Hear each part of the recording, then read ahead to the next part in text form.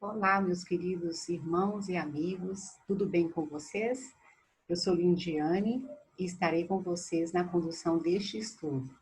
Hoje estudaremos a lição de número 13, dando continuidade aos livros poéticos. Nosso último livro desta sessão dos livros poéticos será então Cântico dos Cânticos. Já estudamos Jó, Provérbios, Eclesiastes e hoje Cântico dos Cânticos. O título da nossa lição é Exaltação ao Amor na Família. O título tem tudo a ver com o assunto tratado no livro de Cântico dos Cânticos. Haja vista este livro indicar que os homens e mulheres foram criados física e emocionalmente para viver em amor.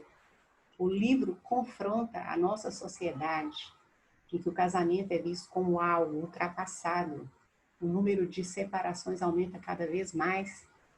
Esposas são assassinadas pelos próprios maridos, feminicídios.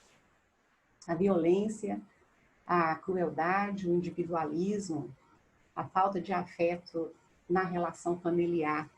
E quando digo família, não estou falando só do relacionamento entre esposa e esposo, mas da relação entre irmãos, filhos e pais, pais e filhos, entre parentes, enfim. É preciso mesmo deixar evidente, né? Celebrar o amor no seio da família. Os nossos objetivos deste estudo são dois: compreender que o livro Cântico dos Cânticos é uma inspiração para viver uma vida matrimonial pura e saudável. O segundo objetivo, descrever as alegrias, as emoções, as dificuldades, os sofrimentos e surpresas do amor no casamento. Nosso texto áureo se encontra no capítulo 8, no versículo 7. As muitas águas não podem apagar o amor, nem os rios afogá-lo. Se alguém oferecesse todos os bens de sua casa pelo amor, seria totalmente desprezado. O que você sabe acerca do livro de Cântico dos Cânticos ou Cantares de Salomão? Conhecendo o livro Cântico dos Cânticos. Os hebreus deram o nome de Cântico dos Cânticos a este livro devido às primeiras palavras do livro, que se encontram no capítulo 1, no início lá, no versículo 1. Cântico dos Cânticos de Salomão, que enfatizam a importância de serem eles os melhores cânticos de Salomão. Ou seja, o principal cântico, mais especial, mais importante. Daí essa ênfase, né? Cântico dos Cânticos. Quem escreveu esse livro de cantares? Cântico dos Cânticos, ou Cântico dos Cânticos de Salomão.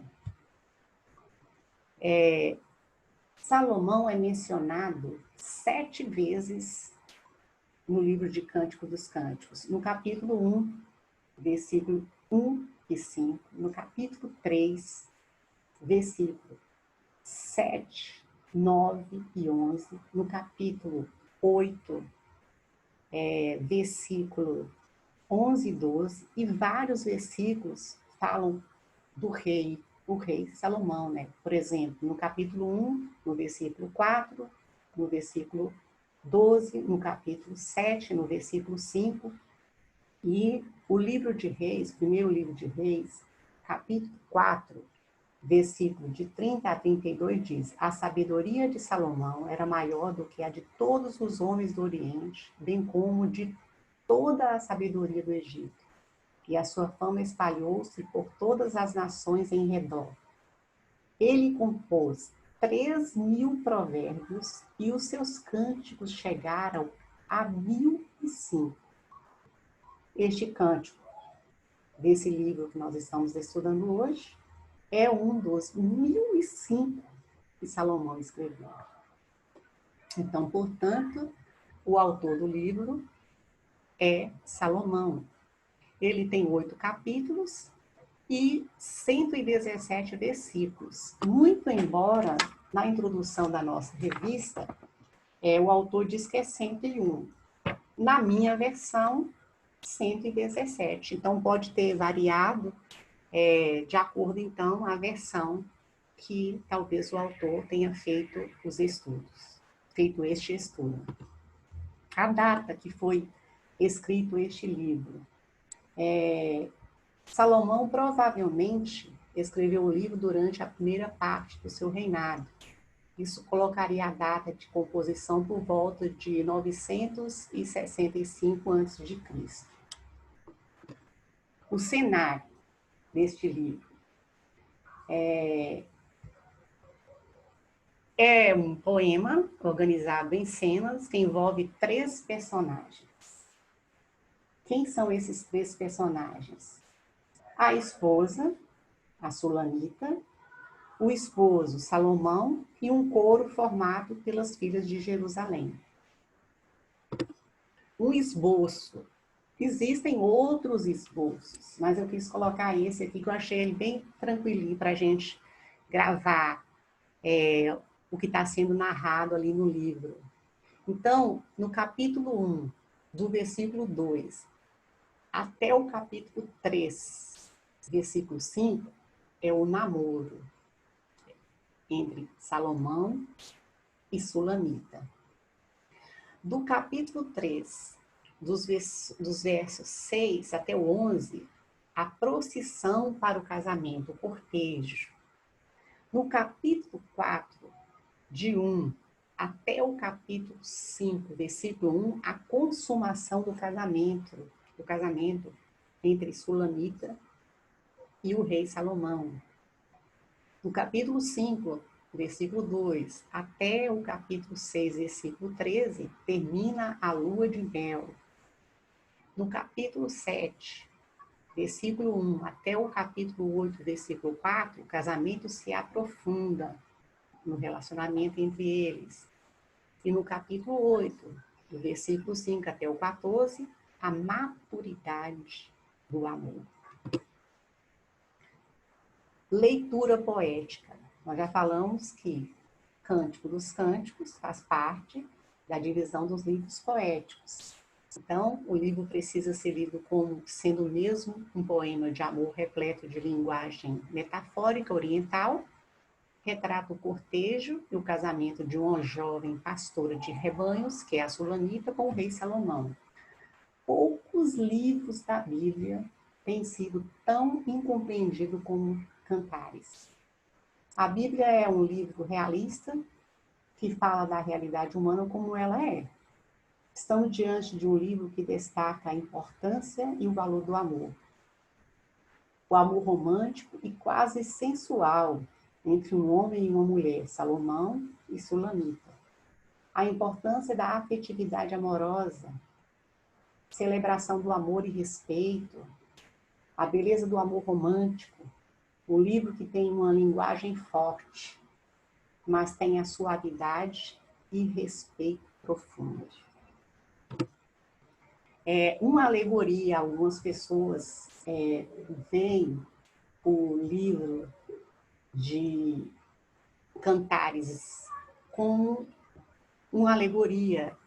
Os eruditos em Antigo Testamento são unânimes em considerar de forma alegórica Israel como a noiva do Senhor. Oséias capítulo 2, verso 19 e 20. E me casarei contigo para sempre. Sim, eu me casarei contigo em justiça, juízo, misericórdia e compaixão. Eu me casarei contigo em fidelidade e tu reconhecerás o Senhor. É Israel como a noiva do Senhor e a igreja como a noiva de Cristo, como é descrita em Efésios capítulo 5, versículo 25 até o 32. Vê então esse livro como uma alegoria a respeito do relacionamento de amor entre Deus e Israel ou entre Cristo e a igreja. Comparação. alegoria, figuras de linguagem. É o que a gente vê muito nesse livro que a gente está estudando hoje. A linguagem do livro tem, em muitos aspectos, comparações não muito comuns em nossos dias e em nossa região. Mas era positivo na cultura deles, era uma questão cultural, assim como na nossa cultura pode chamar alguém de gato, chuchu, mas ninguém vai gostar de ser chamado de cachorro, né? O que na nossa cultura é pejorativo. Então, para eles, na cultura oriental, era natural usar essas comparações que o livro cita, que a gente até acha meio estranho, né? Por exemplo, o noivo compara a noiva à égua das carruagens do faraó. No capítulo 1, no versículo 9, vai dizer, né, o noivo falando para a noiva, comparo você, minha querida, a uma égua das carruagens do faraó. No capítulo 1, no verso 15, no capítulo 4, no verso 1, ele vai dizer, como você é linda, minha querida. Ah, como é linda, seus olhos são pombas. Então, comparações lisonjeiras, eram elogios, embora vejamos isso de uma maneira até parecendo grotesca, mas como eu dei o exemplo anteriormente, nós achamos estranho, mas a cultura deles era natural. Da mesma forma que se o faraó ouvisse um de nós chamando o amado de gato, a, o namorado chamando a namorada de chuchu, tem países por aí que diz que chama alguém de alface. Então, assim, é uma questão cultural. E a gente, então, precisa entender essa questão. Entendendo a comparação que o noivo fez com a noiva. Então, quando ele disse a ela, comparando, né, as éguas das carruagens de Faraó, esses animais eram símbolos de formosura e força. Os olhos de uma pomba eram um sinal de profundidade e de paz.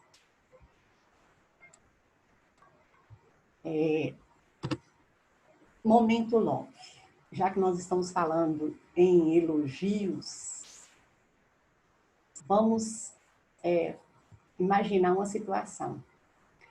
Se nós estivéssemos presencialmente e eu estivesse dando essa aula, como estou agora, e eu então pedisse um casal voluntariamente que viesse à frente da classe para fazer o elogio ao seu amado, ou esposo, ou namorado, ou noiva, qual seria a sua reação? Se sentiria desconfortável? Você teria o que elogiar no seu esposo? O seu esposo teria o que elogiar em você? Por exemplo, aí eu cito duas passagens do livro onde o amado fala para a sua amada, como és linda, amada minha, ah, como és linda, os teus olhos são como pombas por trás do teu véu, o teu cabelo é como um rebanho de cabras que vem descendo pelas colinas de Gileade, capítulo 4, versículo 1. E aí a amada vai retribuir o elogio que o amado fez a ela no capítulo 5, no versículo 10, no versículo 15, no versículo 16. Dentre outros elogios, esse é um que eu estou citando. O meu amado tem a pele bronzeada. Ele se destaca entre 10.000. Ele é elegante como os cedros. Ele é o meu amado. Esse é o meu querido. Olha que bonito. Como que nós, então, agiríamos se fôssemos solicitados para expressar o nosso carinho, a nossa admiração pela pessoa que nós amamos? Teríamos facilidade ou ficaríamos procurando adjetivos embaraçados, constrangidos? Tudo bem que É uma questão de, às vezes, a pessoa ser tímida, mas a gente observa que, às vezes, os casais não têm essa facilidade de se expressarem, de dizerem, elogiarem as qualidades, as virtudes, né? Então, conversando sobre o cotidiano do casal, os elogios, as lindas declarações de amor, de beleza, devem fazer parte do cotidiano do casal. Muitos casais, depois que consumam o casamento, esquecem de elogiar um ao outro, como faziam na fase de namoro e noivado. Essas declarações e elogios são combustíveis para um bom relacionamento conjugal, pois este é o padrão divino para o casamento. E aí alguém poderia até pensar, é fácil falar, Salomão estava diante de uma mulher muito bonita,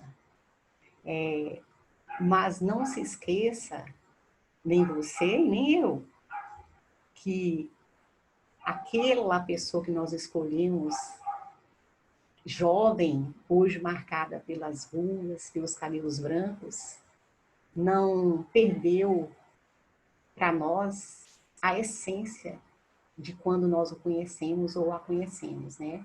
Então, fica aí a advertência, né? A exortação da palavra de Deus para cada um de nós. O amor, achei muito interessante diante de um livro que enaltece o amor romântico, essa parte, esses versículos, o amor tem que ser espontâneo, não ser forçado. Capítulo 2, versículo 7. Capítulo 3, versículo 5. Capítulo 8, versículo 4. Vai repetir esse refrão: não despertem nem incomodem o amor enquanto ele não o quiser. Não despertem nem incomodem o amor enquanto ele não o quiser. Em um mundo onde todo mundo é de todo mundo, esse refrão que se repete serve de advertência da experiência que a amada, a sulamita, tem do amor. Provém a admoestação sábia de que o amor não deve ser estimulado artificialmente. A total espontaneidade é essencial para a sua genuína verdade e beleza. Para os dias atuais, aprendendo com o livro de Cântico dos Cânticos, seria oportuno os nossos leitores estudarem o livro de Cântico dos Cânticos junto com os seus cônjuges, bem como com os noivos e namorados, a fim de ter a inspiração para viver uma vida matrimonial pura e saudável. Cântico dos Cânticos é um livro que indica que os homens e mulheres foram criados física e emocionalmente para viver em amor. O Senhor nos oferece o amor como o maior dom da vida, mas nem sempre é entendido ou percebido por nós. Muitas vezes, temos dificuldades para compreender e vivenciar este amor, bem como transmiti-lo aos outros. Os elogios, as lindas declarações de amor, de beleza, devem fazer parte do cotidiano do casal, bem como na família de modo geral. O amor deve ser celebrado. Vamos orar? Deus, em nome de Jesus Cristo, te pedimos que teu Espírito Santo nos ajude a sermos famílias amorosas, acolhedoras. Abençoe todos os casais nos seus relacionamentos, para que vivamos uma vida matrimonial pura e saudável. Em nome de Jesus. Amém. Que Deus abençoe a todos e até a próxima aula.